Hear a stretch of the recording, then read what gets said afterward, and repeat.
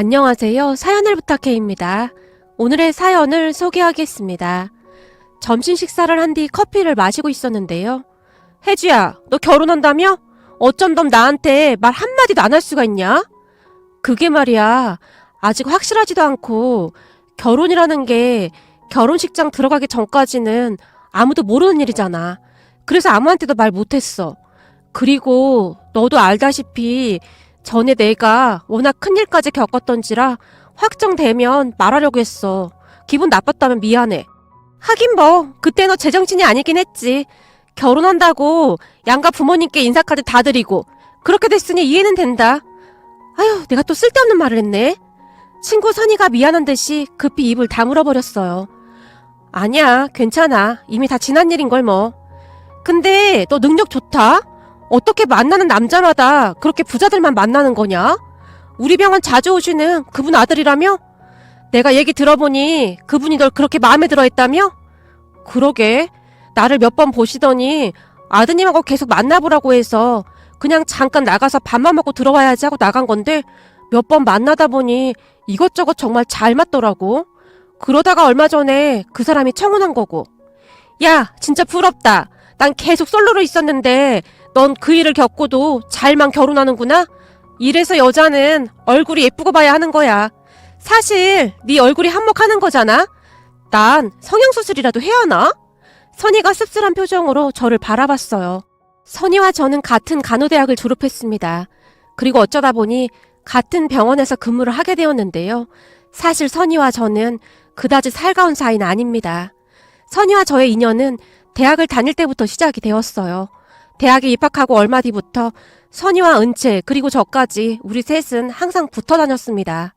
사실 은채와 저는 고등학교 때부터 친구였기에 정말 친한 사이였는데요. 선이는 그런 우리 둘을 참 많이 부러워했습니다. 난 학교 다닐 때 친구가 별로 없었어. 그래서 니들이 정말 부럽다. 나도 니들이랑 친하게 지내면 안 될까? 나도 친구하고 비밀 얘기도 하고 그렇게 지내고 싶어. 니네 둘은 워낙 친하게 지내서 잘 모르겠지만 난 항상 외로웠거든. 선이가 눈물까지 글썽이며 우리에게 간절히 말했어요. 야, 친하게 지내면 되지. 뭘 눈물까지 글썽이냐? 그럼 앞으로 우리 셋이 친하게 지내자. 은채와 저는 선이가 안쓰럽기에 항상 챙겨주려고 노력했습니다. 하지만 그런 선이와의 인연이 악연이 될지 누가 알았겠습니까? 그 악연은 정말 사소한 것으로부터 시작이 되었어요. 어느 날 같은 과 친구 소개로 소개팅을 하게 되었는데요. 그 소개팅 자리에서 꽤 괜찮아 보이던 선배 오빠 한 명이 저를 마음에 들어 했어요. 선배 오빠가 성격부터 외모까지 모든 것이 괜찮은 편이었기에 저도 싫지만은 않았습니다. 그렇게 그 선배 오빠와 저는 자연스럽게 사귀게 되었어요.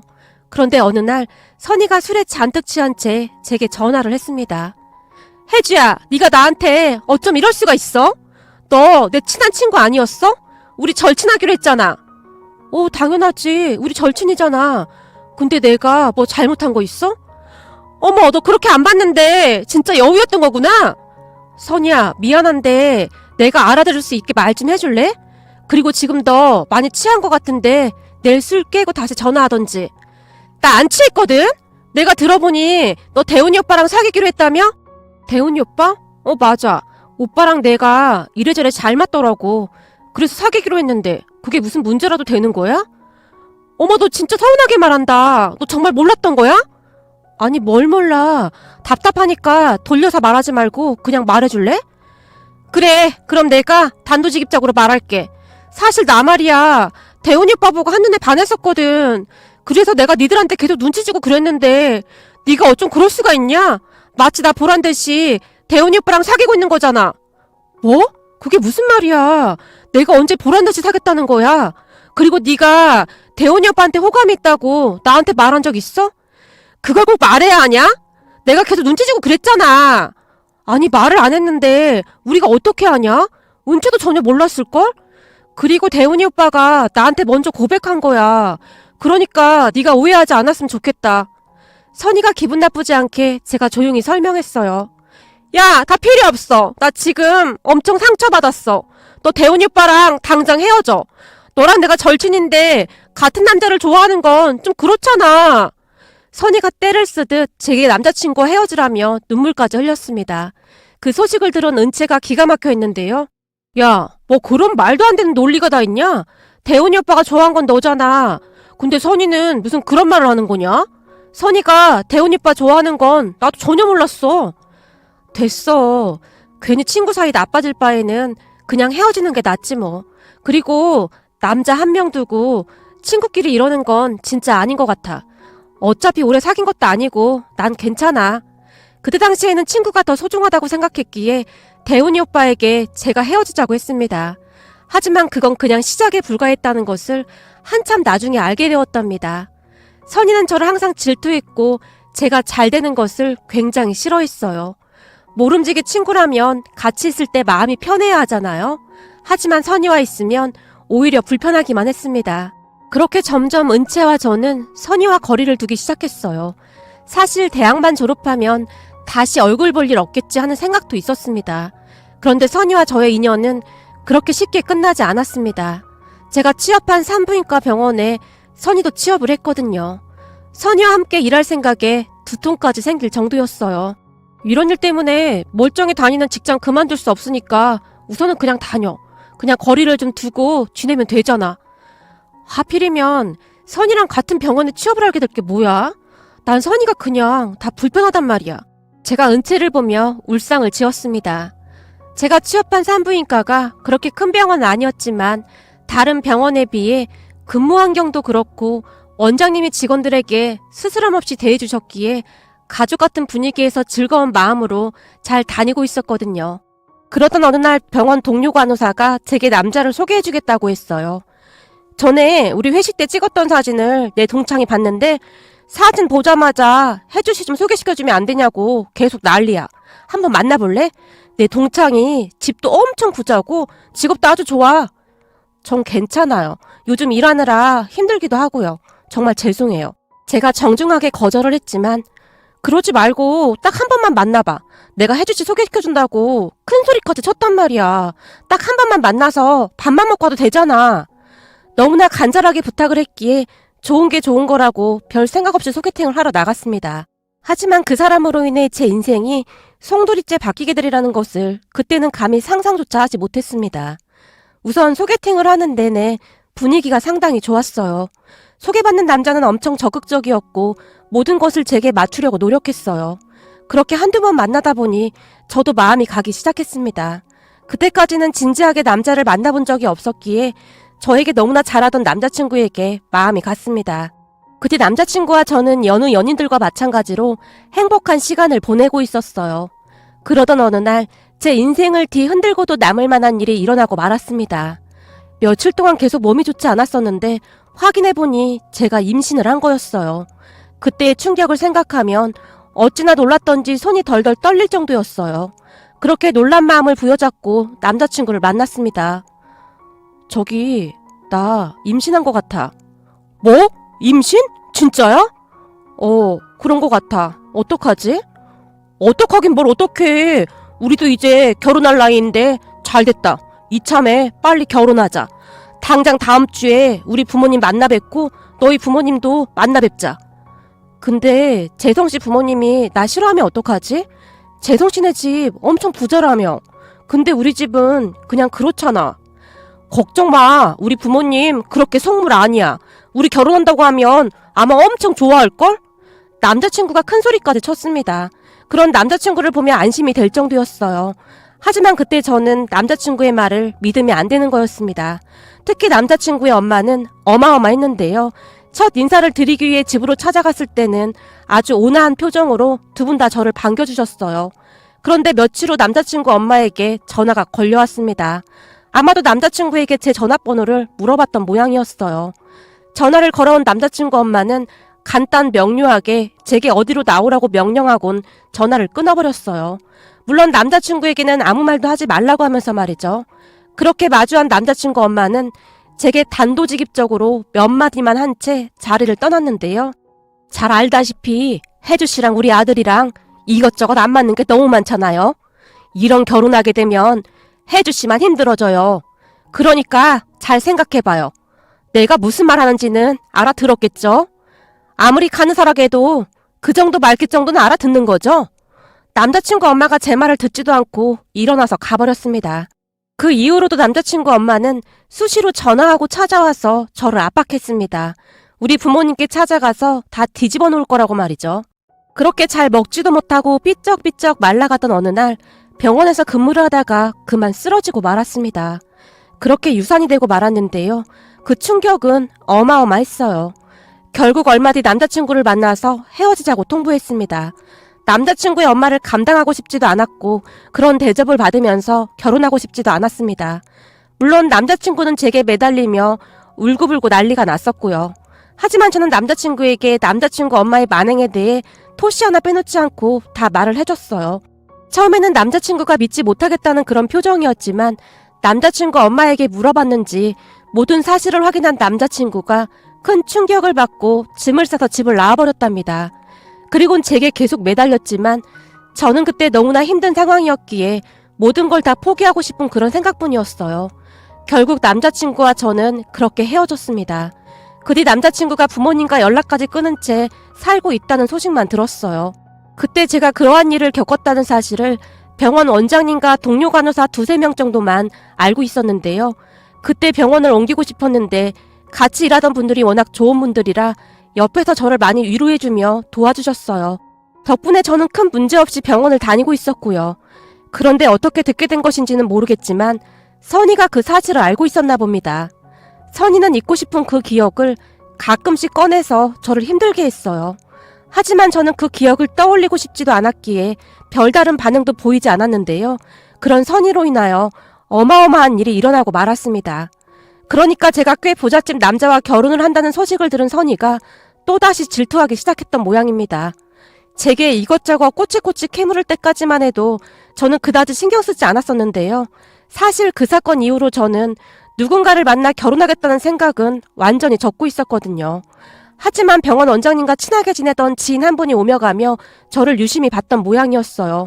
어느 날 원장님께 저와 그분 아들의 만남을 주선해달라고 부탁했다고 했으니까요. 물론 처음에는 제가 완강하게 거절을 했습니다. 제 거절에도 불구하고 그 지인분은 병원에 더욱 자주 방문하면서 저와 친해지기 위해 노력했어요. 그분이 바로 지금의 우리 시어머니십니다. 전남친 엄마 때문에 큰 상처가 있던 저는 시어머님의 따뜻한 배려에 마음을 열게 되었어요. 세상에 이런 분이 있을까 싶을 정도로 정말 따뜻한 분이셨거든요. 하지만 친구 선이는 그런 저를 못마땅한 듯 바라보곤 했는데요. 그러던 어느 날 결국 선이의 질투 때문에 어마어마한 일이 일어났습니다. 결혼을 앞두고 있던 어느 날 선이가 같이 식사를 하자며 제 손을 잡아 끌었습니다. 식사를 하던 도중 선이가 뜬금없이 제 휴대폰 구경 좀 하고 싶다고 낚아채다시피 가지고 갔는데요.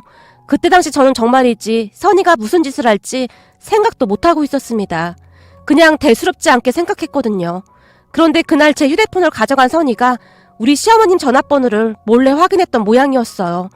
며칠 뒤 저도 모르게 시어머님에게 연락을 해서 꼭 만나서 할 말이 있다고 했답니다. 그렇게 한 카페에 앉아서 기다리던 시어머님에게 선이가 다가와 인사를 했다는데요. 안녕하세요. 저는 혜주 대학 동기이자 친구입니다. 아, 그래요? 그럼 우리 혜주랑 친하겠네요. 그럼요. 혜주랑 아주 친하죠. 혜주에 대해 모르는 게 없을 정도니까요. 근데 전화상으로 아주 중요한 일이 있다고 했는데 무슨 일이죠? 그 순간 선이가 목소리를 낮추며 심각한 표정으로 시어머님을 바라봤다고 합니다. 저기 근데 어머님, 혹시 혜주가 그랬던 거 알고 계신 거예요? 그랬던 거라니요? 뭘 말하는 건지? 역시 모르셨나 보네요. 예비 시어머님께 말하기 힘든 일이긴 하죠. 근데 귀한 아드님 장가 보내시는데 잘 알아보고 보내셔야 하는 거 아닌가요? 요즘 세상이 좀 그렇잖아요. 동거했던 과거도 있고 막 그런 거 말이에요. 선희의 말을 들으며 시어머님께서 깜짝 놀라셨다는데요. 아니 친구 말로는 우리 혜주가 전에 동거라도 했다 그 말인 거예요? 아니요. 그런 건 아닌데 이런 말씀 드려도 될지 잘 모르겠는데 사실 혜주랑 친구여서 저도 이런 말 드리기 참 어렵거든요. 근데 친구가 나쁜 길로 가면 그걸 잡아주는 것도 진정한 친구가 해야 하는 일이잖아요? 그래서 뭘 말하는 건데요? 괜찮으니 얼른 말해봐요. 아무래도 혜주랑 대학 때부터 알고 지냈다고 하니까 우리보단 혜주에 대해 더 잘 알고 있긴 하겠네요. 친구분 말대로 아들 장가 보내는데 잘 알아봐야 하는 것도 맞는 거고요. 바로 그겁니다. 귀한 아드님이 결혼하는 건데 잘 알아봐야 하는 게 맞는 거죠. 그동안 제가 쭉 지켜보니까 아무래도 혜주가 많이 숨기고 결혼을 하는 것 같더라고요. 그동안 혜주가 한 짓 있는데 그걸 다 아시고도 결혼 허락할 리도 없고 말이죠. 궁금하니까 자세히 좀 말해줘봐요. 도대체 그동안 무슨 일이 있었던 겁니까? 뭔가 큰 문제가 있으면 결혼 진행을 막 던져야 할 것 같네요. 시어머님이 심각한 표정으로 선희를 바라봤다는데요. 그러니까 그게 말이죠. 전에 혜주가 결혼까지 하려다 그만둔 건 혹시 알고 계신가요? 그건 나도 혜주한테 들은 얘기입니다. 그것 때문에 그런 건가요? 아니죠. 더 큰 일이 있었죠. 사실 그게 말이죠. 혜주가 전에 유산까지 한 적이 있습니다. 남자는 유산했어도 괜찮으니까 결혼하자고 했는데 혜주가 워낙 콧대가 높아서 유산까지 하고 헤어졌어요. 이게 말이 안 되는 얘기잖아요. 아니 유산까지 해놓고는 멀쩡한 집안 사람들 속이고 결혼하려고 한다는 게요. 이렇게 속이면서 한 결혼이 가면 얼마나 가겠어요? 이런 경우에는 나중에 다 뽀록나게 되어 있더라고요. 뭐라고요? 유산이라고요? 내가 그 말을 어떻게 믿죠? 우리 혜주가 그럴 리가 없습니다. 전 이만 가봐야겠네요. 저기 그럴 줄 알고 제가 이걸 몰래 사진으로 찍어놨습니다. 제가 지금 사진 보내드릴게요. 사모님이랑 아드님이 사기 결혼 당하면 안 되는 거니까 제가 보내드리는 거예요. 절대 다른 사람들한테는 말씀하시면 안 돼요. 선희가 휴대폰 사진 속에 있던 제 병원 기록을 시어머님께 보내드렸다네요. 세상에나 무슨 이런 일이 다 있어 그래? 이거 내가 증거 자료로 가지고 있어야겠네요. 저기 근데 제가 드렸다고는 절대 말씀하시면 안 됩니다. 괜찮아요. 혜주랑 둘이 친한 친구라면서요. 설마 혜주가 친구한테 뭘 어떻게 하겠어요? 거기다 혜주 걔가 워낙 순에 빠졌잖아요. 시어머니께서 큰 소리로 말씀하셨답니다. 도대체 무슨 생각으로 그런 짓을 한 것인지 아니면 뭐에 씌였던 것인지 잘 모르겠지만 선희가 시어머님께 휴대폰 사진첩에 있던 그 사진을 전송까지 했다고 합니다. 아마도 그때 당시 선희는 제가 부잣집 남자와 결혼까지 한다니까 눈이 뒤집어진 게 아닌가 싶습니다. 고마워요. 사진을 전송받은 시어머님께서 자리에서 일어나 밖으로 나가셨다는데요. 선희가 얼굴에 미소를 가득 머금은 채 그 모습을 한동안 바라보고 있었다고 합니다. 그 뒤에 어마어마한 일이 일어나게 되었습니다. 다음날 시어머님께서 잔뜩 화가 난 채로 병원으로 쫓아오셨거든요. 저는 시어머님께서 그토록 화를 내는 모습을 그때 처음 봤을 정도였습니다. 병원에 들어선 시어머님께서는 굉장히 냉정하고 차가운 표정으로 원장실로 들어가셨어요. 그리고 그 뒤 병원이 발칵 뒤집어지고 말았답니다. 원장실 안에서 큰 소리가 새어나오고 있었거든요. 그 소리를 듣고 있던 선희가 제게 뚜벅뚜벅 걸어왔습니다. 혜주야, 너 이제 어떡하니? 그러니까 사람이 정직하게 살아야지. 너 이번에 하려는 결혼 사기 결혼인 건 알고 있지? 사람이 그러면 안 되는 거야. 이번 일을 계기로 반성 좀 하고 살았으면 좋겠다. 그 순간 선희의 얼굴에는 승리의 미소가 가득해 보이기까지 했습니다. 무슨 소리야? 정직하게 살라니. 나 거짓말한 거 없는데? 그렇구나. 그동안 널 꽤 오래 지켜봤었는데 이걸 뭐라고 해야 하나? 암튼 넌 재수가 좀 없어. 착한 척은 다 하는데 다 내숭이다 이 말이지. 선희가 싸늘한 눈빛으로 저를 노려봤어요. 그런 선희를 보며 저는 그저 어리둥절해 있었는데요. 잠시 후 누군가 선희에게 다가와서 원장님이 급히 찾는다고 말해줬어요. 저요? 제가 아니라 혹시 혜주를 찾는 거 아니에요? 아니야. 분명히 선희씨 맞다니까. 근데 선희씨 뭐 잘못한 거 있어? 원장님 표정이 아주 무시무시하던데. 나 지금껏 원장님이랑 꽤 오래 근무했었는데 그런 무서운 표정은 처음이야. 네? 아닐 거예요. 아마도 혜주 때문에 그럴걸요? 선희가 별일 아니라는 듯 위풍당당하게 원장실로 들어갔습니다. 그 뒤 어마어마한 폭풍이 몰아닥쳤는데요. 원장실에서 한동안 고성이 오가고 난리도 아니었거든요. 뭐야? 왜 그러는 거야? 혜주씨 뭐 아는 거 없어? 선희씨 왜 그러는 거야? 저도 잘 모르겠어요. 참 별일이네. 원장님 지금 화 엄청 많이 나셨어. 뭔가 큰일이 터진 것 같아. 병원 직원들이 다들 수근거리고 있었습니다. 그렇게 잠시 후에 시어머니께서 제게 원장실로 들어오라고 문자를 보내셨어요. 놀란 제가 잔뜩 겁을 먹은 채 원장실로 들어갔는데요. 시어머니께서 선희를 무서울 정도로 노려보며 서늘한 목소리로 말씀하셨어요.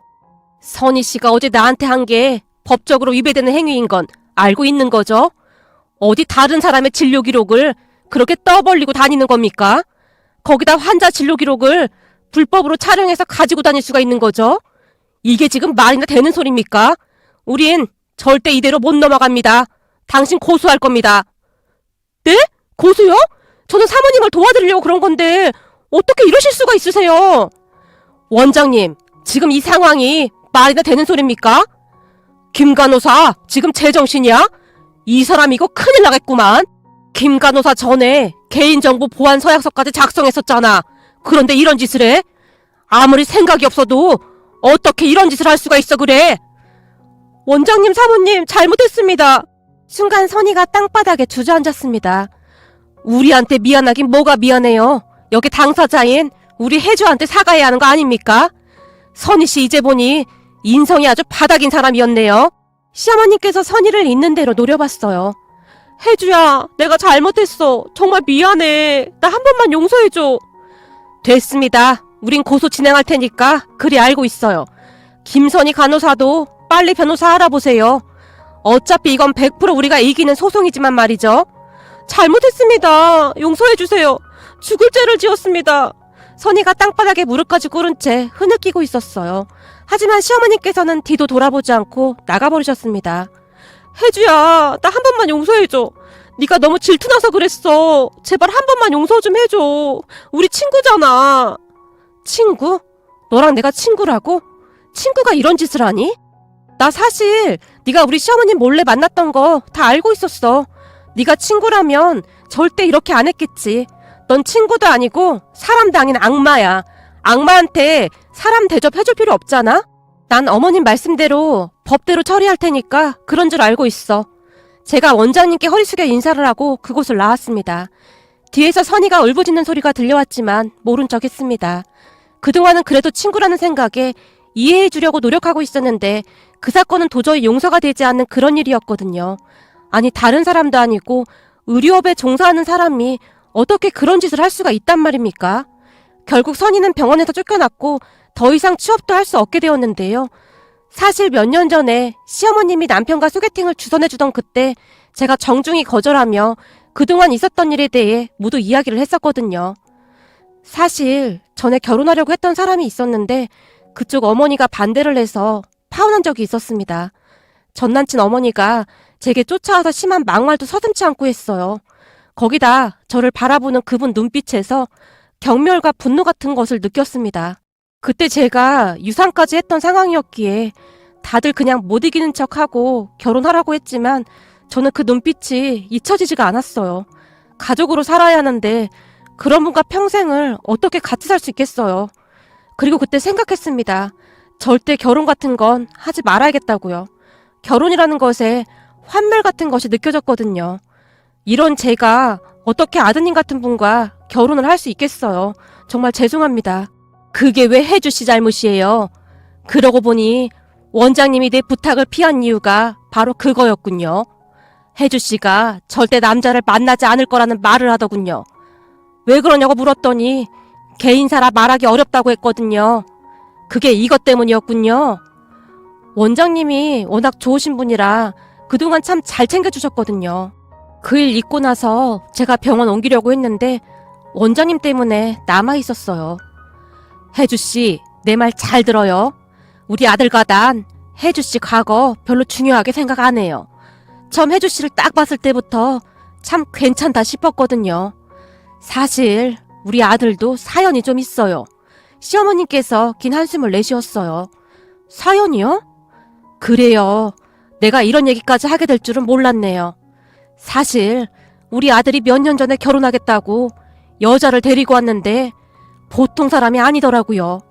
처음에는 별 생각 없이 결혼시킬까 했어요. 근데 결혼 날짜가 다가올수록 우리 아들이 점점 이상해지는 거예요. 우리 아들 없을 때 내가 막말을 했다는 둥 우리 아들과 날 중간에서 그렇게 이간질을 시켰어요. 내가 제일 무서웠던 게 뭔지 알아요? 우리 집에 인사 오고 난 뒤부터 진짜 많이 들락날락했어요. 우연히 알게 됐는데 내가 하는 말을 다 녹음하고 있더라고요. 그걸 알고 얼마나 무섭고 소름이 끼쳤는지 몰라요. 그때부터 아들 여자친구가 정상으로 보이지가 않았어요. 남편이랑 둘이서 많은 얘기를 했었는데 그때쯤 아들은 그 여자한테 빠져서 정신을 못 차릴 정도였어요. 이러다 우리 아들 인생 끝장날 것 같아서 사랑까지 써서 그 여자 뒷조사를 하기 시작했어요. 그 착하던 우리 아들은 이간질에 넘어가서 그 여자랑 산다고 집까지 나간 상태였지. 그때는 참 사는 게 아니었답니다. 그때 생각이 나는지 시어머님의 눈시울이 붉어져 있었습니다. 그렇게 잠시 한숨을 내쉬던 시어머님께서 다시 말을 이어가셨어요. 결국 몇 주 만에 그 여자 정체가 탄로 났는데 정체가 너무 어마어마해서 남편이랑 둘이 실신할 정도였어요. 예쁘장한 얼굴로 여자 한번 제대로 사귀어본 적 없는 우리 아들을 꼬신 모양인데 나중에 알고 보니 경찰서를 들락날락한 게 한두 번이 아니었나 보더라고요. 거기다 상견례 때 우리한테 부모라고 소개해준 사람들도 다 대역이었고요. 이건 뭐 처음부터 끝까지 모든 게 다 거짓말이었어요. 거기다 그때 그 여자가 임신까지 했다고 초음파 사진까지 보여줬었는데 나중에 보니까 그것도 다 거짓말이었더라고요. 우리 아들도 자기 애라고 철석같이 믿고 있었던 모양인데 충격이 이만저만이 아니었어요. 그래서 내가 너무 황당해서 그 여자한테 나중에는 어떻게 하려고 그랬냐고 물었더니 그거야 어디서 데려오려고 했죠 라는 말까지 했어요. 결국 나중에 우리 아들이 정신 차리고 헤어지긴 했는데 난 그 충격으로 한동안 병원에 입원까지 했을 정도예요. 그때 알았어요. 사람 인성이 얼마나 중요한 건지 말이죠. 그 여자는 자기가 뭘 잘못한 건지도 모르고 끝까지 당당했으니까요. 시어머님이 충격적인 말에 제가 놀란 채 가만히 바라보고 있었는데요. 내가 이런 말을 하는 건 우린 혜주씨 그런 거 별 상관도 없다 그 말이에요. 그렇게 따지고 보면 우리 아들도 과거가 있었던 거잖아요. 그동안 혜주씨를 쭉 지켜봤었는데 사람이 아주 진국이더군요. 정직하고 바르고 밝고 우린 그거면 다 된다 그 말이에요. 그러니까 우리 아들 한 번만 만나봐요. 내가 이렇게 부탁해도 어떻게 안 될까요? 그때 당시 시어머님께서 정말 간절하게 바라보셨어요. 그 뒤 저는 뭐에 홀린 것 마냥 지금의 남편을 만나게 되었고 몇 년 후에 결혼까지 하게 된 거였습니다. 그런데 선희가 그걸 질투해서 그 난리를 쳤던 거였고요. 결국 선희는 그때 아주 호되게 당했습니다. 다만 그때 당시 그동안 가족같이 챙겨주시던 원장님께 혹여라도 피해가 가게 될까봐 중간에 소송은 포기했지만 선희는 병원에서 내쫓기다시피 퇴사를 하게 되었습니다. 거기다 다시 재취업도 어려운 모양이었는데요. 친구 은채 말에 의하면 한동안 백수로 지내다가 소송 이야기가 나오면서부터 선희 부모님도 다 알게 되었다는데요. 그 사실을 알게 된 선희 부모님이 대노하며 인간 취급도 하지 않고 있답니다. 선희는 취업이 어려우니 요즘은 부모님이 운영하는 기사식당에서 서빙을 하면서 지내고 있답니다. 아무래도 다시 간호사로 일하긴 어렵지 않을까 싶습니다. 원장님도 도끼를 품었거든요. 이렇게 글을 쓰다 보니 제 인생도 참 파란만장했네요. 그 뒤 저는 결혼까지 해서 아이까지 낳고 잘 살고 있습니다. 그런데 며칠 전에 친구 은채가 우리 집에 왔다 갔는데 제게 놀랄만한 말을 했어요. 나도 나중에 들었는데 알고 보니 말이야. 선희 걔 말이야. 우리 몰래 사귀는 남자도 있었다나 봐. 결혼까지 하려고 했었다는데 그때 그 일 때문에 헤어지기까지 했다나 봐. 너 파혼시키려다가 오히려 지가 파혼 당한 거지 뭐. 거기다 걔네 부모님이 구박도 어마어마하게 하나 보더라고. 완전 폐인됐대. 은채가 고개를 절레절레 흔들었습니다. 은채와 이야기를 하다 보니 문득 옛일이 떠올라 글 작성해봅니다. 오늘의 사연은 여기까지였습니다. 즐겁게 보셨다면 구독, 좋아요 부탁드립니다. 고맙습니다.